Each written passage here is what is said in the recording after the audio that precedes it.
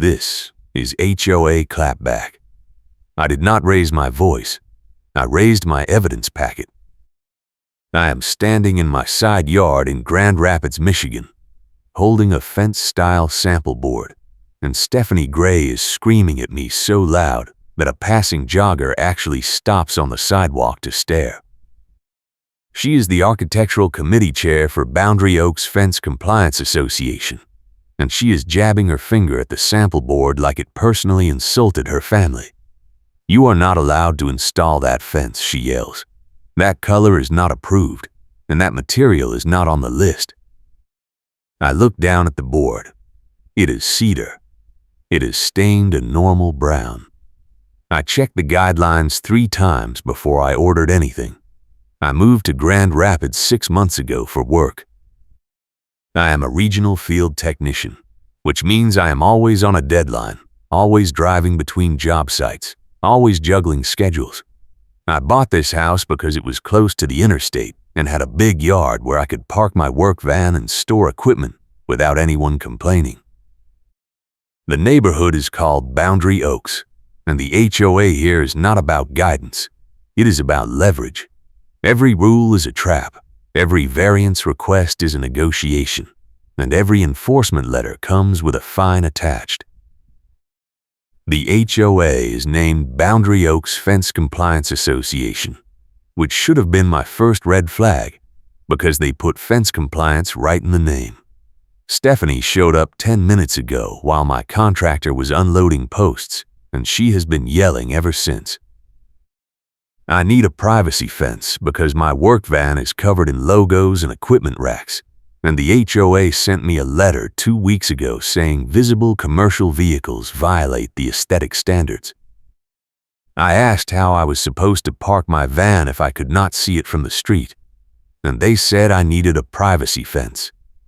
So I hired a contractor, pulled a permit from the city, and ordered materials.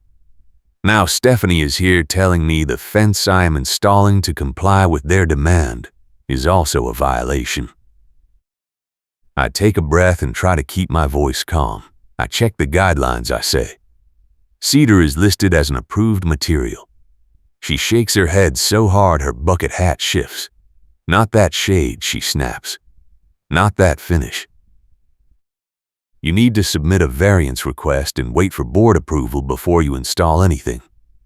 I point at the permit taped to my fence post. "The city already approved this," I say. "The HOA guidelines say if the city permits it, the HOA has to allow it unless there is a specific restriction." She laughs, but it is not a friendly sound. "You should have read the rules before you moved in, sweetheart," she says. "The city does not override our architectural standards." I feel my jaw tighten. I am on a deadline. I have 3 sites to visit this week, and I cannot afford to sit around waiting for a board meeting that might not happen for another month. My contractor, a guy named Mike, who has been doing fence work in Grand Rapids for 15 years, walks over and crosses his arms. "We pulled the permit," he says. "We are good to go." Stephanie turns on him like he just declared war. "If you install 1 more post, I will have this entire project cited for non-compliance, and you will be banned from working in this neighborhood again." Mike looks at me. I look at the sample board. I look at the stack of posts. I look back at Stephanie. She is holding a clipboard with color-coded sticky notes labeled by dates, and she taps it with 1 finger. "Keep talking," she says. I love adding notes. That clipboard becomes a recurring character in this nightmare. Every time I see Stephanie over the next 2 weeks, she has it tucked under 1 arm, and every time I say something she does not like, she pulls out a pen and writes on one of those color-coded sticky notes. I see her do it at the mailbox cluster. I see her do it in the HOA office parking lot. I see her do it while she is standing on the sidewalk in front of my house taking photos of my work van.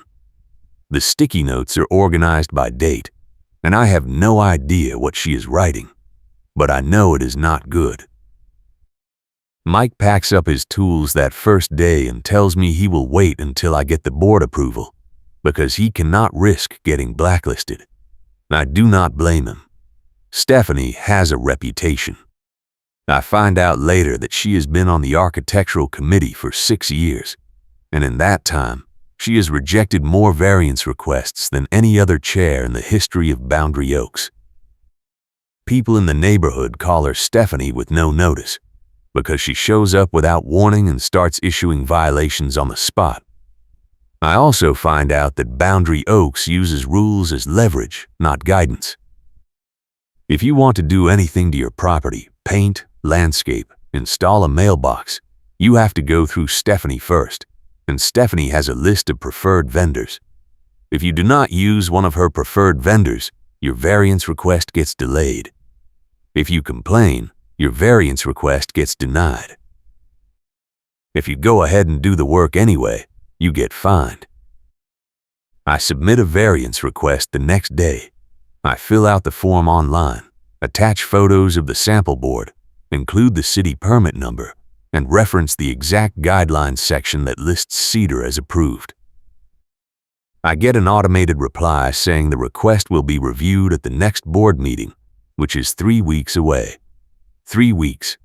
I call the HOA management company and ask if there is any way to expedite it. The woman on the phone sounds tired. Not unless it is an emergency, she says. What counts as an emergency? I ask.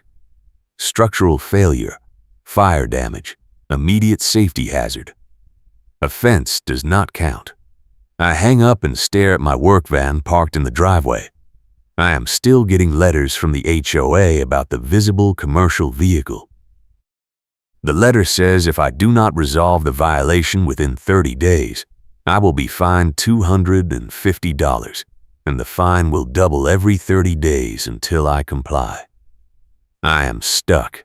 I cannot park the van because it is visible. I cannot install the fence because Stephanie says the sample board is not approved. I cannot wait 3 weeks because my 30-day deadline is in 2 weeks. I decide to call an attorney. I do not have attorney money, but I also do not have doubling fine money, so I figure I better get advice before this gets worse. The attorney I reach is a guy named Paul who handles HOA disputes in Grand Rapids. He listens to my story and then asks how much the fence costs. About $4,000, I say. He pauses. My retainer is $3,000, he says. You might be better off just installing the fence and dealing with the fallout. If they fine you, we can fight it after the fact, and you will have leverage because the city already permitted it. But if you wait for the board and they deny you, you are stuck, and then you are paying me to fight a denial instead of a fine. I do not love that advice, but it makes sense. I call Mike and tell him to come back. Mike shows up 2 days later with his crew. We start digging post holes at 7 in the morning. By 9, we have 4 holes done and the first 2 posts set in concrete. By 10, Stephanie is back. This time she is not alone. She has a guy with her, a tow truck driver, and he is parked at the curb with his flashers on. Mike sees them first. He is mixing concrete in a wheelbarrow when he looks up and freezes. "We have a problem," he says.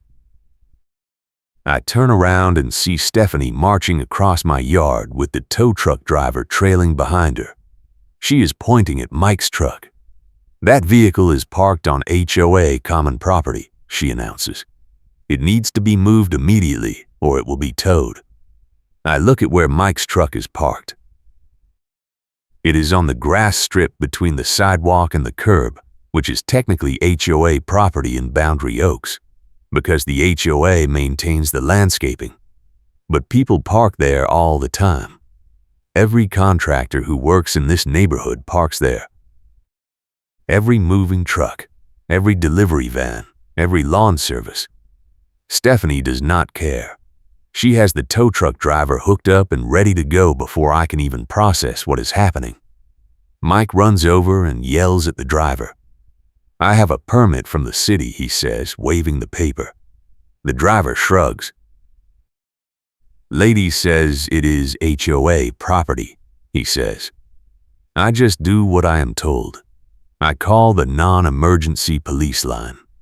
The dispatcher listens to my story and says an officer will come out, but it might take an hour because they are dealing with a traffic accident on the east side. An hour is too long. The tow truck is already lifting Mike's truck. I step in front of Stephanie and pull out my phone. I am recording this, I say. You are towing a permitted contractor vehicle from a public right-of-way without cause. She smiles. Keep talking, she says. I love adding notes. Mike gets his truck off the hook by agreeing to move it to my driveway, which means we lose our staging area and have to haul materials twice as far. It adds an hour to the job. Stephanie watches from the sidewalk the entire time, writing on her clipboard.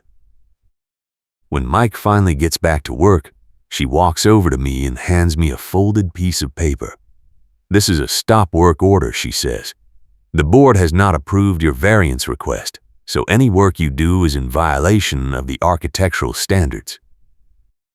If you continue, you will be fined $500 per day until you stop. I unfold the paper.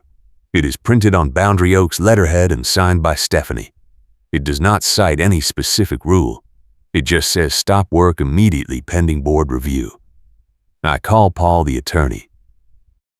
He tells me the stop work order is probably not enforceable because I have a city permit, but if the HOA decides to sue me, I will have to defend myself in court, and that will cost more than the fence. He says I have two choices. Stop work and wait for the board meeting, or keep going and prepare for a fight. I look at Mike, who is standing in a post hole up to his knees waiting for my decision. I look at Stephanie, who is still on my property, still writing notes. I look at my work van, which is still parked in the driveway, still racking up days toward the fine deadline. I tell Mike to keep going. We finish 4 more post holes that day. Stephanie calls the city code enforcement office and files a complaint, claiming I am building without a permit. A city inspector shows up an hour later, checks my permit, and tells Stephanie she is wasting his time. She argues with him for 10 minutes, insisting that the HOA has jurisdiction over the permit process. The inspector, a middle-aged guy with a name tag that says Rodriguez, finally cuts her off. The city permit is valid, he says. If the HOA has a problem, they can take it up with the homeowner in civil court, but do not call me again unless there is an actual code violation. He leaves. Stephanie stays. She takes more photos. She measures the distance from my fence line to the curb with a tape measure she pulls from her car. She writes more notes on her clipboard. Then she gets in her car and drives away. I think it is over for the day. It is not. At 4 in the afternoon, a second tow truck shows up. This one is a different company, a different driver, and he has a work order to tow my work van. I run outside and block the driveway. The driver, a younger guy who looks like he would rather be anywhere else, shows me the work order. It is signed by Stephanie, and it says the van is parked in violation of HOA aesthetic standards and must be removed immediately. I show him the letter I got from the HOA about the van, which gives me 30 days to resolve the issue. We are only on day 18. The driver shrugs. I just do what the work order says, he tells me. If you have a problem, call the HOA. I call the HOA management company. The same tired-sounding woman answers. She looks up my account and confirms that I have a 30-day window. She says Stephanie does not have the authority to order a tow before the deadline. She says she will call the tow company and cancel the order. The driver gets a call while he is still in my driveway. He listens, nods, and then unhooks his truck and leaves. I watch him drive away and feel like I just won something small. Then I check my email and see that Stephanie has sent a message to the entire neighborhood email list. The subject line is Compliance Reminder. The body of the email does not name me, but it describes my address, my van, my fence project, and my refusal to follow HOA procedures. It says that residents who ignore architectural standards create liability for the entire community, and that the board is considering stricter enforcement measures. It ends with a note that anyone with concerns should contact Stephanie directly. I get 3 text messages within an hour from neighbors I have never met, all saying some version of just do what she says. It is not worth the fight. One of them tells me that Stephanie got a guy on Maple Street fined $12,000 over a deck railing, and he ended up selling his house just to get away from her. Another tells me that Stephanie has a list of contractors she gets kickbacks from, and if you do not use one of them, she will delay your project until you give up. I start to realize this is not just about my fence. This is about control. If you are enjoying this HOA chaos, smash that like button and subscribe, because this story is about to go completely off the rails.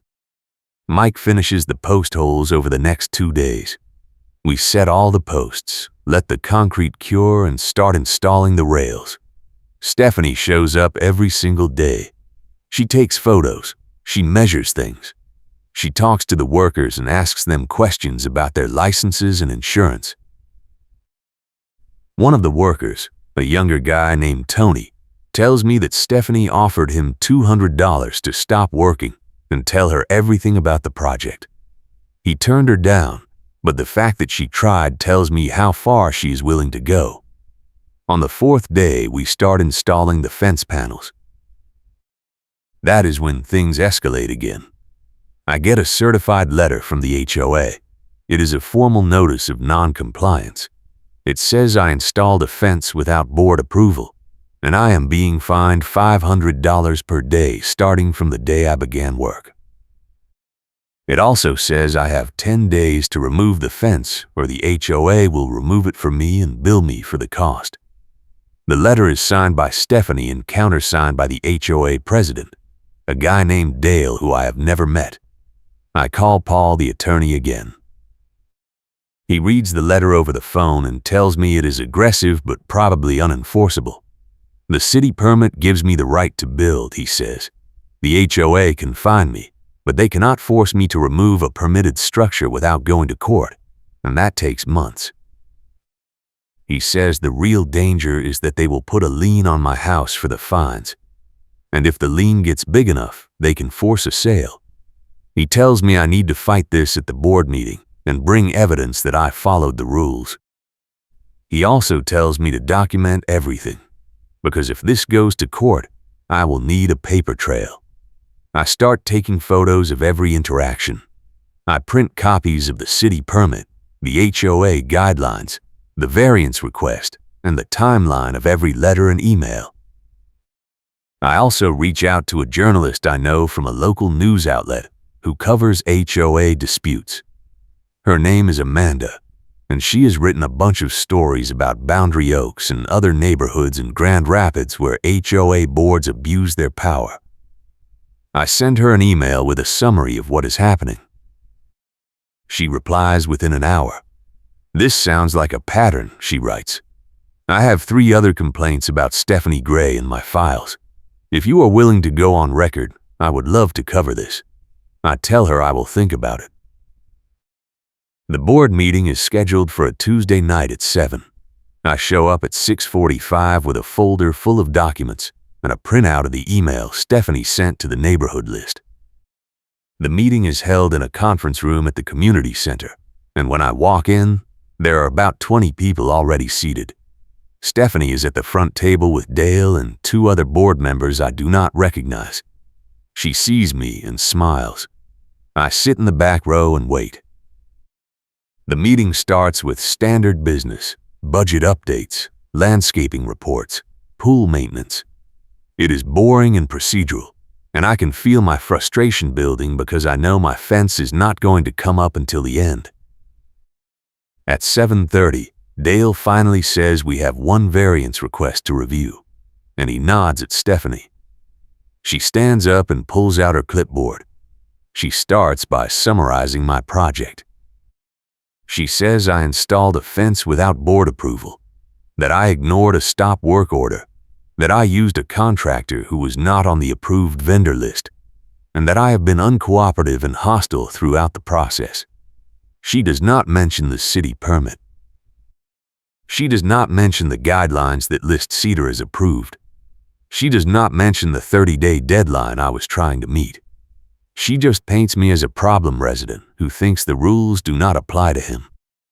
When she finishes, Dale asks if I want to respond. I stand up and walk to the front. I set my folder on the table and pull out the city permit. I start by explaining that I submitted a variance request before I started work, but the board meeting was 3 weeks away, and my deadline for the commercial vehicle violation was 2 weeks. I explain that the HOA guidelines list Cedar as an approved material, and I show them the section of the guidelines with the text highlighted.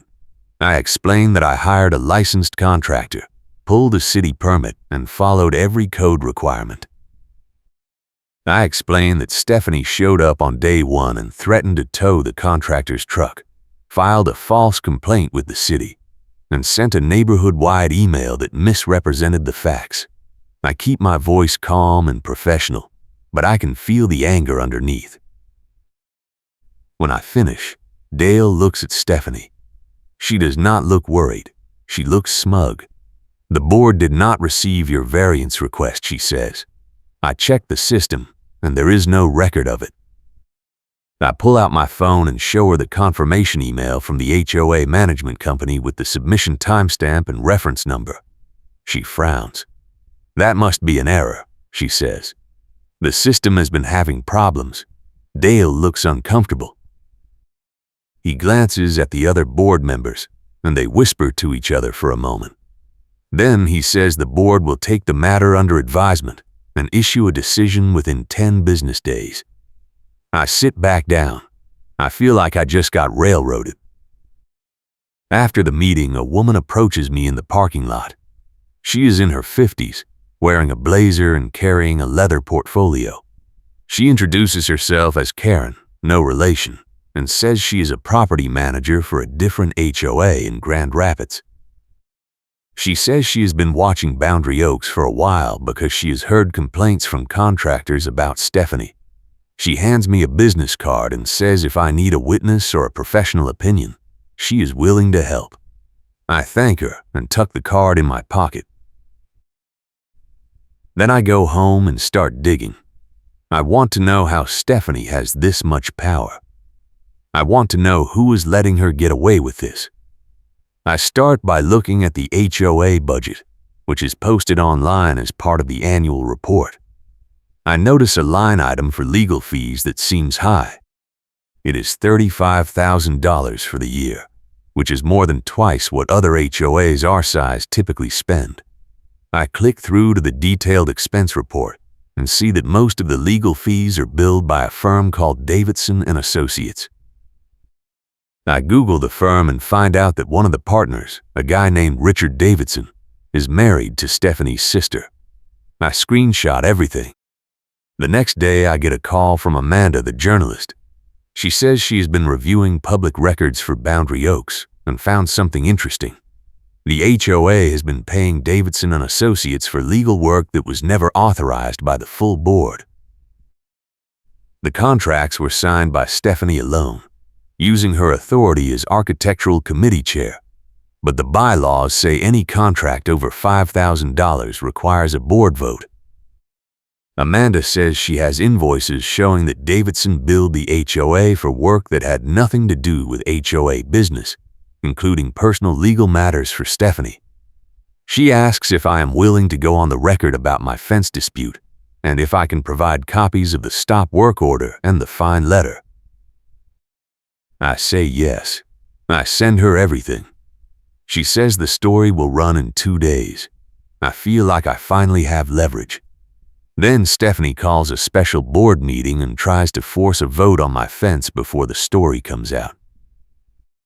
The meeting is scheduled for Thursday night, which is the night before Amanda's story is supposed to publish. I get the notice by email with only 24 hours advance. which is less than the 48 hours required by the bylaws. I call Paul, the attorney, and tell him what is happening. He says the meeting is invalid if they do not give proper notice, and I should show up and object on the record. He also says this feels like panic, which means Stephanie knows something is coming. I show up to the special meeting at 6:55, the same conference room, the same setup, but this time there are only about 10 people in the audience. Dale starts the meeting by saying the board needs to resolve the fence issue quickly because it is creating disruption in the community. Stephanie stands up and repeats her same talking points. She adds a new claim, that my contractor damaged HOA landscaping during the installation, and that I owe the HOA $1,500 for repairs. I ask her to show me photos of the damage. She says the photos are on file with the management company. I call the management company on speakerphone right there in the meeting. The woman on the phone says there are no photos on file and no damage report. Stephanie's face goes red. Dale tries to move past it and calls for a vote on whether to uphold the fines and require me to remove the fence. I stand up and object. This meeting was not properly noticed, I say. The bylaws require 48 hours, and I only got 24. The vote is invalid. One of the other board members, a woman named Patricia, speaks up for the first time. He is right, she says. We cannot vote on this tonight. Dale looks frustrated, but he backs down. He says the matter will be tabled until the next regular meeting. Stephanie is furious. She tries to argue, but Dale shuts her down. The meeting ends. The story runs the next morning. Amanda's headline is HOA Chair Accused of Vendor Favoritism and Unauthorized Legal Fees in Boundary Oaks. The article details Stephanie's relationship with Davidson and Associates, the invoices that were never authorized, and the pattern of enforcement actions against residents who did not use her preferred contractors. It includes quotes from 3 other residents who say Stephanie retaliated against them for complaining. It also includes my story about the fence, the stop work order, and the special meeting. The article is picked up by 2 other local news outlets by noon. By the end of the day, the HOA management company releases a statement saying they are launching an internal review. Stephanie sends an email to the neighborhood list claiming the article is full of lies and that she is the victim of a smear campaign. Nobody responds to her email. Over the weekend, I get a call from Patricia, the board member who spoke up at the special meeting. She says the board held an emergency executive session and voted to suspend Stephanie from the architectural committee pending the outcome of the management company's review. She says the board also voted to pause all enforcement actions related to my fence until a full audit of the legal fees is complete. She apologizes for how I was treated and says the board should have acted sooner. I thank her and ask what happens next. She says the audit will take about 2 weeks, and then the board will decide whether to terminate the contract with Davidson and Associates and whether to remove Stephanie from the board entirely. She also says a group of residents is organizing a recall petition, and if they get enough signatures, there will be a special election. I finish the fence the following week. Mike and his crew come back and install the last of the panels, the gate, and the trim. It looks great. The city inspector comes out for a final inspection and signs off. I take a photo of the completed fence and post it on the neighborhood email list with a note that says project complete, fully permitted, and compliant with all city codes. I do not mention Stephanie. I do not need to. 2 weeks later, the management company releases the audit report. It confirms that Davidson and Associates billed the HOA for $32,000 in unauthorized legal work over 3 years, including personal matters for Stephanie and her family. It also confirms that Stephanie signed contracts without board approval and failed to disclose her relationship with the firm.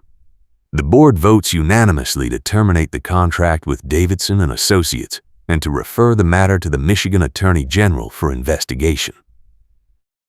Stephanie resigns from the board the next day. The recall petition becomes moot.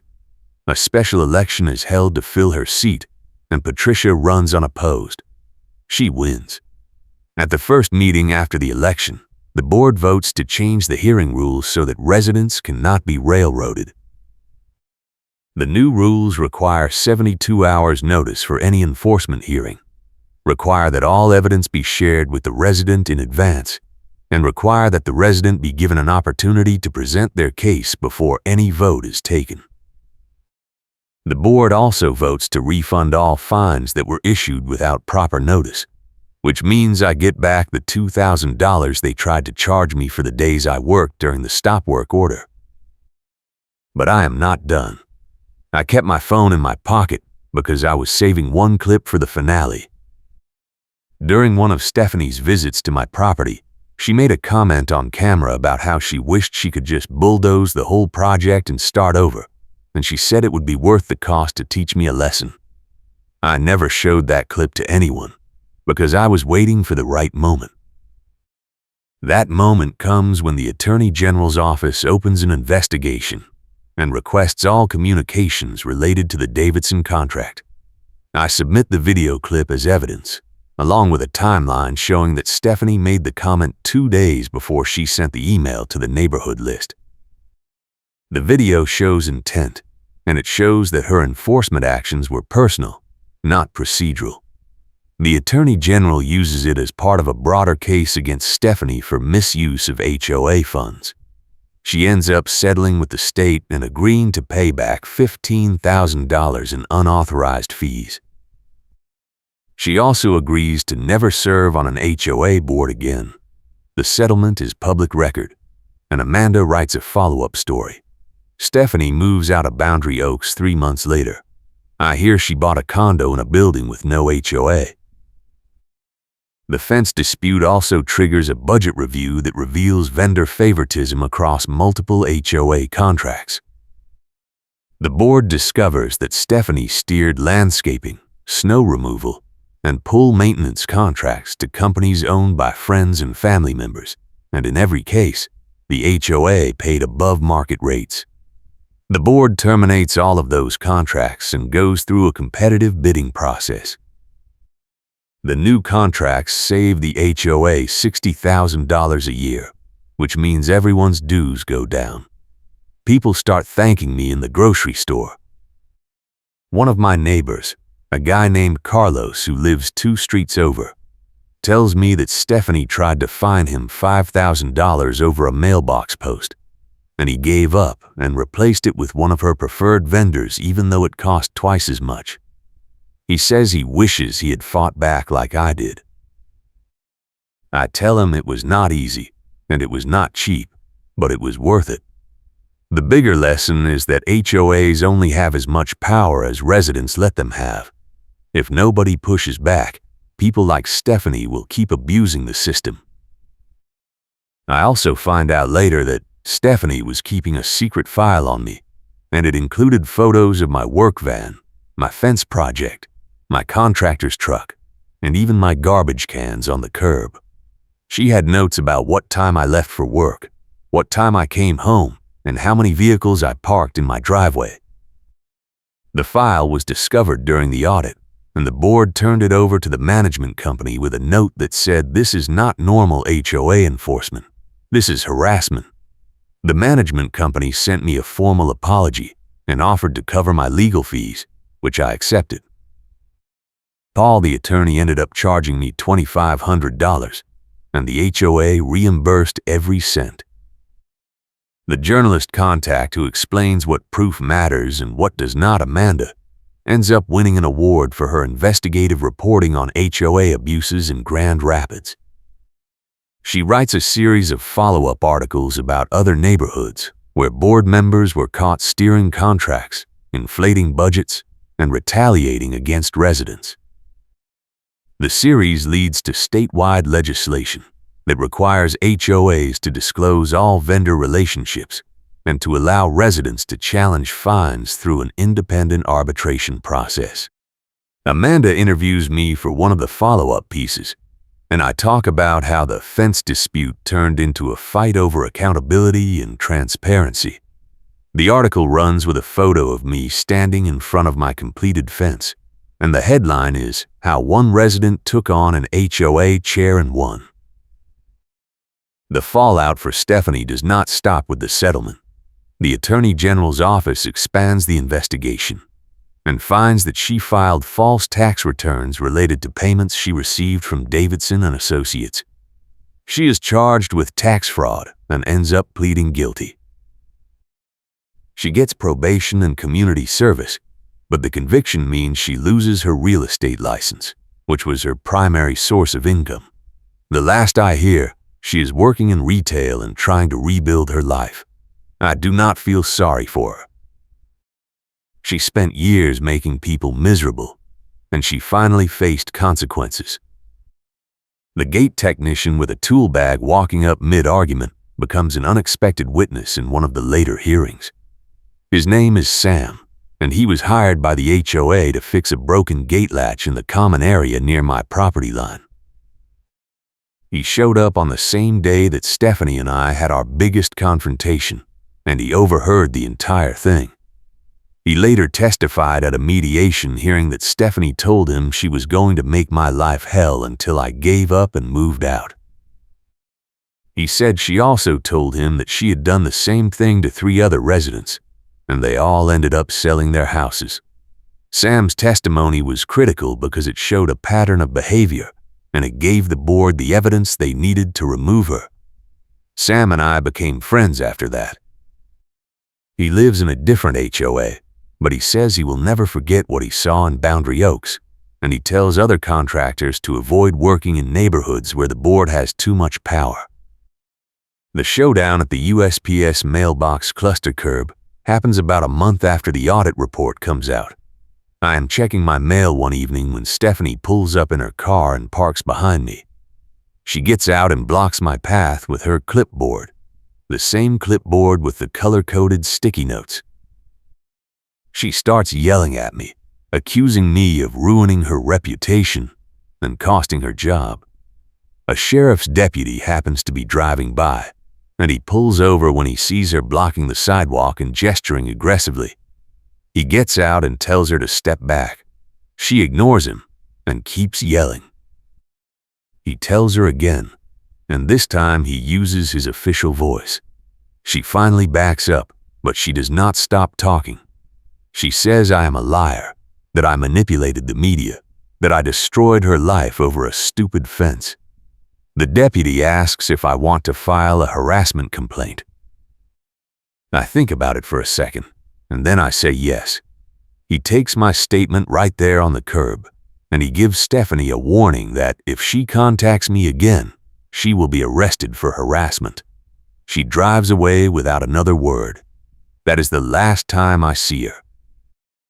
The management company invoice trail showing bogus legal fees were added without authorization becomes the smoking gun that ends Stephanie's time on the board. The invoices show that Davidson and Associates billed the HOA for legal consultations that never happened, for contract reviews that were never requested, and for litigation services that were never authorized. The invoices also show that Stephanie approved every payment, even though the bylaws required board approval for any legal expense over $500. When the auditors matched the invoices to the bank records, they found that some of the payments were made to Davidson and Associates shell accounts, and the money was later transferred to personal accounts belonging to Stephanie and her sister. The total amount of fraudulent billing is over $40,000. The board votes to file a civil lawsuit against Stephanie and Davidson to recover the money. The lawsuit is still pending, but the board's attorney says they have a strong case. The permit number readout scene, where the clerk reads my permit aloud and Karen cannot pivot, happens during a follow-up hearing after the audit report comes out. The board schedules a final review of my fence project to officially close the case. Stephanie is no longer on the board, but she shows up anyway and tries to argue that my permit was issued in error. She claims the city clerk made a mistake and that the setback measurements are wrong. Dale, who is still the HOA president, asks the city clerk to attend the hearing and clarify the permit. The clerk, a woman named Janet, shows up with a printed copy of the permit file. She reads the permit number aloud, confirms the issue date, confirms the setback measurements, and confirms that the fence passed final inspection. She also says the permit is valid and cannot be revoked unless there is a code violation, which there is not. Stephanie tries to interrupt and argue, but the board votes anyway to officially approve my fence and close the case. The vote is 4-0, with one abstention. Stephanie storms out of the room. The board president thanks me for my patience and apologizes again for how the situation was handled. He also says the board is implementing new training for all committee chairs to make sure nothing like this happens again. The fence removal threat scene where Karen says the HOA will rip it out, and I demand the work order in writing happens early in the conflict, right after I ignore the stop work order and finish installing the fence panels. Stephanie shows up with a contractor she hired, a guy with a pickup truck and a toolbox, and she tells me the HOA has authorized him to remove my fence. I ask to see the work order. She says it is being processed. I say I am not letting anyone touch my fence without a signed work order from the board. She gets angry and says the HOA has the authority to remove non-compliant structures immediately. I pull out my phone and call the non-emergency police line. I explain the situation to the dispatcher, and she sends an officer. The officer arrives 10 minutes later and asks to see the work order. Stephanie cannot produce one. The officer tells her that without a work order or a court order, she cannot remove anything from my property. He also tells her that if she tries, I can have her arrested for trespassing and vandalism. She leaves. The contractor she hired apologizes to me and says he had no idea the situation was this messy. He says Stephanie told him the fence was abandoned and that the HOA just needed it cleared out. He never comes back. The mediation ruling confirms my fence placement and orders Karen to stop contacting my contractors. The mediation happens about 6 weeks after the audit report, and it is facilitated by a neutral third-party mediator hired by the management company. Stephanie does not attend, but her attorney does. My attorney, Paul, presents all the evidence: the city permit, the HOA guidelines, the variance request, the timeline of harassment, and the video clip of Stephanie threatening to bulldoze my fence. The mediator listens to both sides and then issues a written ruling. The ruling states that my fence is fully compliant with city codes and HOA guidelines, that the fines issued by Stephanie were improper and are dismissed, and that Stephanie and any agent acting on her behalf must cease all contact with me, my contractors, and my property. The ruling also orders the HOA to pay my legal fees and to issue a formal apology. The apology is published in the next HOA newsletter, and it includes a statement that the board is committed to fair and transparent enforcement. I frame a copy of the ruling and hang it in my garage. The HOA changes hearing rules so residents cannot be railroaded. The new rules are adopted at the first board meeting after Patricia is elected. The rules require that any enforcement action must be supported by written evidence, that residents must be given at least 72 hours notice before any hearing, that residents have the right to present evidence and call witnesses, and that the board cannot vote on any enforcement matter without allowing the resident to speak. The rules also create an appeals process, so if a resident disagrees with a board decision, they can request a review by an independent arbitrator. The new rules are posted on the HOA website, and they are included in the welcome packet for new residents. Several residents tell me the rules are the best thing to happen to Boundary Oaks in years. Karen's complaint is ruled unfounded with evidence cited. The final ruling from the mediator includes a detailed section explaining why Stephanie's complaint about my fence was unfounded.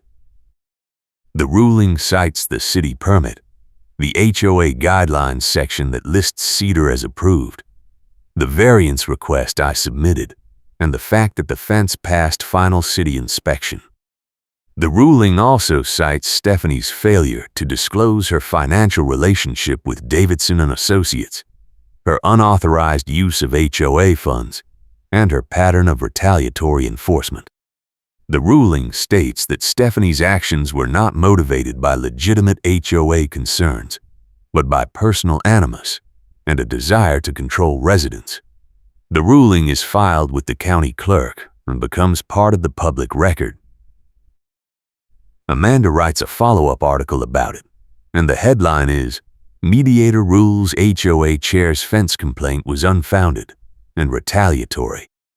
A budget review that reveals vendor favoritism becomes the final nail in Stephanie's coffin. After the audit report comes out, the board hires a forensic accountant to review 3 years of HOA budgets. The accountant finds that Boundary Oaks paid above market rates for almost every service contract, including landscaping, snow removal, pool maintenance, and legal services. The accountant also finds that many of the vendors were connected to Stephanie or other board members through family relationships or business partnerships. The total amount of overpayment is estimated at over $180,000.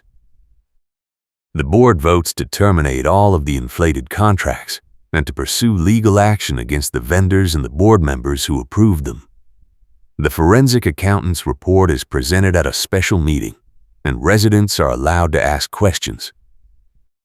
The meeting lasts 3 hours, and by the end, there is standing room only attendance. Several residents stand up and share their own stories of being pressured to use Stephanie's preferred vendors. One woman says she was fined $3,000 for hiring a landscaper who was not on the approved list, and when she complained, Stephanie told her the fine would double if she did not pay within 10 days. The woman paid, but she never forgot. She asks if she can get a refund. The board says they will review all past fines as part of the remediation process. The meeting ends with a round of applause. The secondary prop, a gate latch and padlock dangling from a chain, becomes a recurring visual in the final weeks of the conflict. The latch is part of the fence gate that I install, and it is a simple steel latch with a padlock looped through the chain. Stephanie takes photos of the latch and claims it is a safety hazard because it could catch on clothing or injure children. She files a complaint with the city, and a code enforcement officer comes out to inspect it. The officer says the latch is standard and complies with all safety codes. Stephanie files a second complaint with the HOA, claiming the latch is not an approved style. The board ignores her complaint. The latch becomes a symbol of the entire fight because it represents something small and harmless that Stephanie tried to turn into a crisis. I leave the latch exactly as it is, and every time I see it, I think about how close I came to giving up. The narrator accessory, a roll of caution tape looped over one wrist, becomes a personal trademark during the fence installation. I start carrying the tape after Stephanie's first towing threat because I want a visual reminder that this project is a construction zone and that people need to stay back. The tape is bright yellow with black lettering, and it is impossible to miss. I loop it over my wrist and let it dangle while I work. Mike thinks it is funny, and he starts calling me the tape guy. The tape shows up in several of the photos Amanda takes for her articles, and it becomes a recognizable detail. After the conflict is over, I keep the tape in my garage as a souvenir. It reminds me that sometimes you have to mark your boundaries and defend them, even when people try to push you around. Karen's accessory, A coffee tumbler held like a prop becomes one of her signature moves. She carries the tumbler everywhere, even when it is empty, and she uses it like a pointer or a gavel.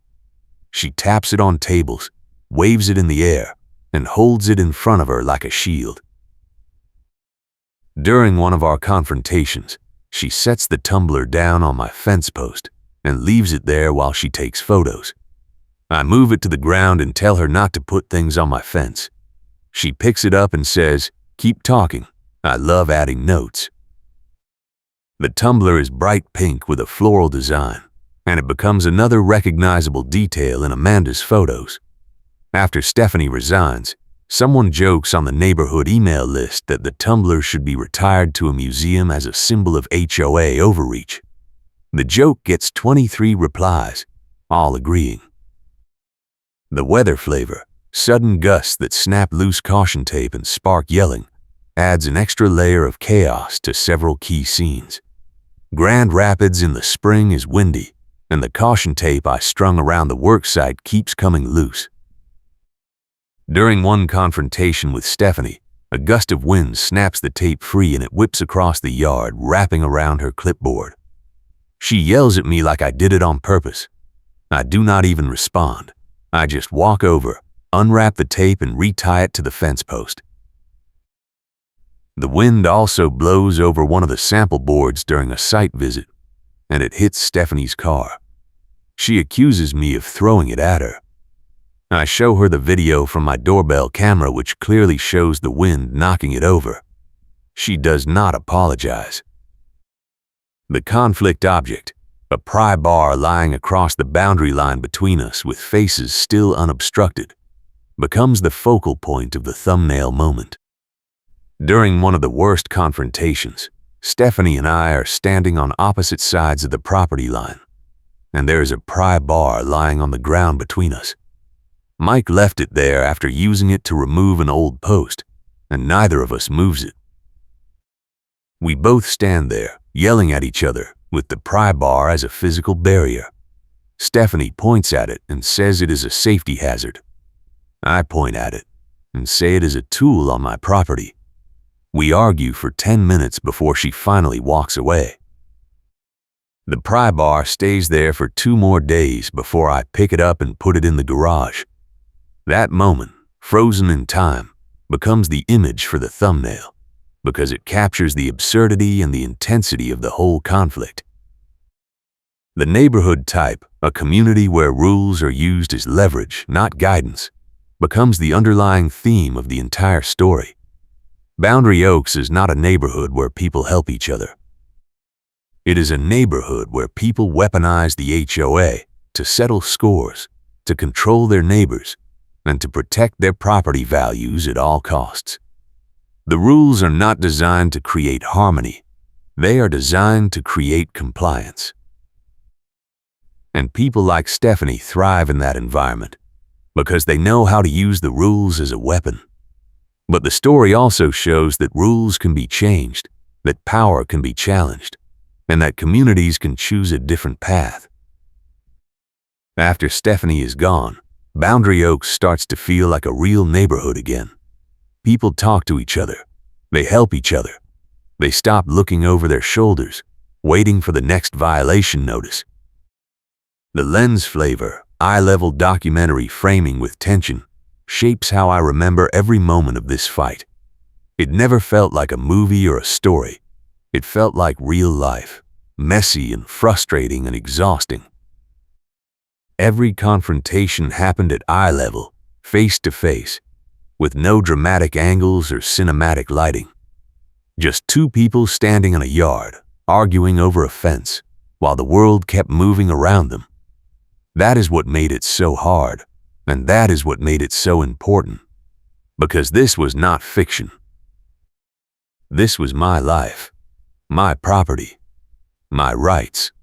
And I was not going to let someone take them away just because she had a clipboard and a title. The witness type, a gate technician with a tool bag walking up mid-argument, provided the critical outside perspective that changed everything. Sam did not have a stake in the fight. He was just there to fix a gate latch. But he saw what was happening, and he decided to speak up. His testimony was simple and factual, and it could not be dismissed or discounted. He said what he saw, and what he saw was wrong. That is all it took. One person, willing to tell the truth.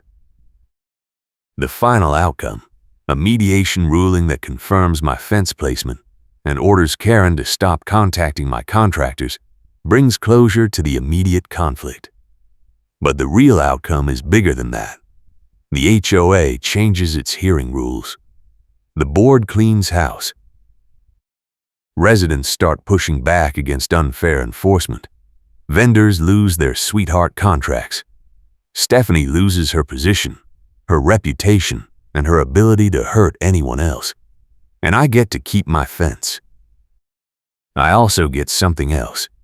The knowledge that I stood up for myself, that I did not back down, and that I made a difference. Not just for me, but for everyone who lives in Boundary Oaks. That is worth more than any fence. I still live in that house. I still park my work van in the driveway. I still see the fence every day when I pull in, and every time I see it, I remember the fight. I remember Stephanie's clipboard, the tow truck driver, the special meetings, the audit report, the mediator's ruling. I remember Amanda's articles, Sam's testimony, Patricia's courage, and Dale's eventual willingness to do the right thing. I remember all of it, because it matters. It matters that people fought back. It matters that the rules changed. It matters that accountability won. A neighbor offered to testify but can only make it tonight before travel plans. That neighbor, a guy named Eric, showed up at the final board meeting before the mediation and gave a statement about his own experience with Stephanie. He said she fined him $2,000 over a mailbox that was 6 inches too tall, and when he asked to see the measurement guidelines, she told him they were confidential. He paid the fine because he did not know he could fight it.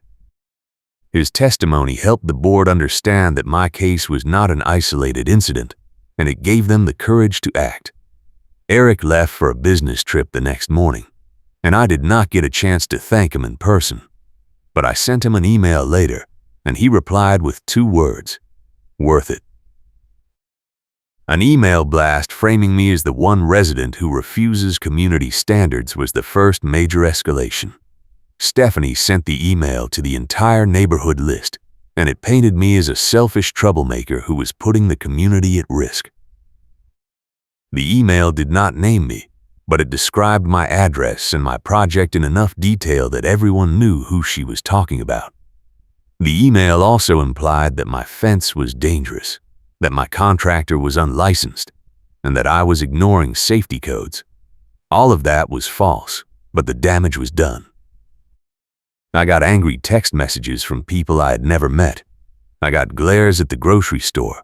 I got a voicemail from someone telling me to move out if I did not like the rules. That email made me realize that this was not just about a fence. This was about power, and Stephanie was using the neighborhood as a weapon against me. A second tow attempt after I put them on notice to stop was the second major escalation. Stephanie kept calling different tow drivers like she was speed dialing chaos. She tried 4 different companies over the course of 2 weeks. The first driver left after I showed him the city permit. The second driver left after the management company called him. The third driver never even showed up. The fourth driver was the one who tried to tow my work van, and he left after I filed a harassment complaint with the sheriff's office. After that, the tow companies stopped responding to Stephanie's calls because they realized she was using them to harass me and they did not want the liability. That was a turning point because it showed that Stephanie's power had limits. She could call all the tow trucks she wanted, but if nobody would enforce her orders, she was just yelling into the void. Thanks for watching. I will see you in the next HOA story.